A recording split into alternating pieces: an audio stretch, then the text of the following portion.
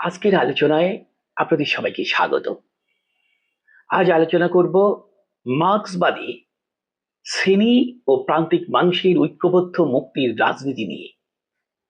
মার্ক্সবাদ একমাত্র শ্রেণী সত্তাকেই বাস্তব বলে মনে করে না, বরং অন্য সব নিপীড়নের রূপকে শ্রেণী কাঠামোর সঙ্গে সংযুক্তভাবে বিশ্লেষণ করে। মার্ক্সবাদ শ্রেণীর বাইরে প্রান্তিক মানুষের পরিচিতি সত্তার প্রকৃত মুক্তির রাজনীতিকে বাতিল না করে তাকে শ্রেণী সংগ্রামের তত্ত্বের মধ্যে অন্তর্ভুক্ত করে, পুনঃসংজ্ঞায়িত করে।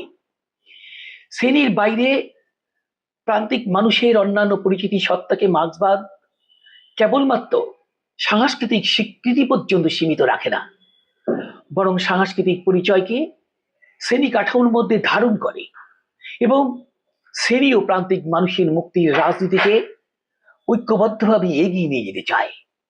সুতরাং নিপীড়িত বঞ্চিত প্রান্তিক মানুষের প্রকৃত মুক্তির রাজনীতিকে শ্রেণী রাজনীতির এক ঐতিহাসিক সম্প্রসারণ হিসেবে বিবেচনা করে এটিকে অর্থনৈতিক ও শ্রেণীভিত্তিক দমন ব্যবস্থার বিরুদ্ধে ঐক্যবদ্ধ প্রতিরোধে পরিণত করার মাধ্যমে নিজের তত্ত্বের মধ্যেই মার্ক্সবাদ সামগ্রিক বিষয়টিকে ধারণ করে। এবং এই প্রক্রিয়াকে যদি অগ্রসর করতে হয়, তাহলে মার্ক্সবাদী হিসেবে আমাদের দুইভাবে কাজ করতে হবে। প্রথমত, মার্ক্সবাদী হিসেবে স্বাধীন অবস্থান থেকে বিভিন্ন জনগোষ্ঠীর গণতান্ত্রিক সংগ্রামকে শ্রেণী সংগ্রামের সম্প্রসারিত রূপ হিসেবে গণ্য করে তার পক্ষে থাকতে হবে। তাদের উপরে প্রকৃত নিপীড়ন এবং বৈষম্যের বিরুদ্ধে সংগ্রামকে শক্তিশালী করতে হবে। দ্বিতীয়ত, পুঁজিবাদকে মোকাবেলা করে ক্ষমতা দখল করার মাধ্যমে শোষণ বৈষম্য বিরোধী গণতান্ত্রিক সমাজ ও রাষ্ট্র গড়ে তোলার জন্য শ্রমিক শ্রেণীর সাথে সমাজের সব নিপীড়িত বঞ্চিত দরিদ্র প্রান্তিক জনগোষ্ঠী ও শক্তিকে নিয়ে বৃহত্তর গণতান্ত্রিক রাজনৈতিক বলয় গড়ে তুলতে হবে।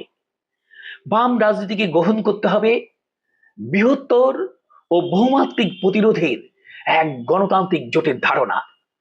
এবং শুধুমাত্র এভাবেই মার্ক্সবাদীরা উত্তর আধুনিক পরিচিতি সত্তার সংকীর্ণ ভাগাভাগির রাজনীতির বিকল্প হিসেবে ঐক্যবদ্ধভাবে শ্রেণী ও নিপীড়িত মানুষের রাজনীতিকে যৌক্তিক সম্প্রসারিত পরিসরে বিজয়ের দিকে নিয়ে যেতে সক্ষম হতে পারে।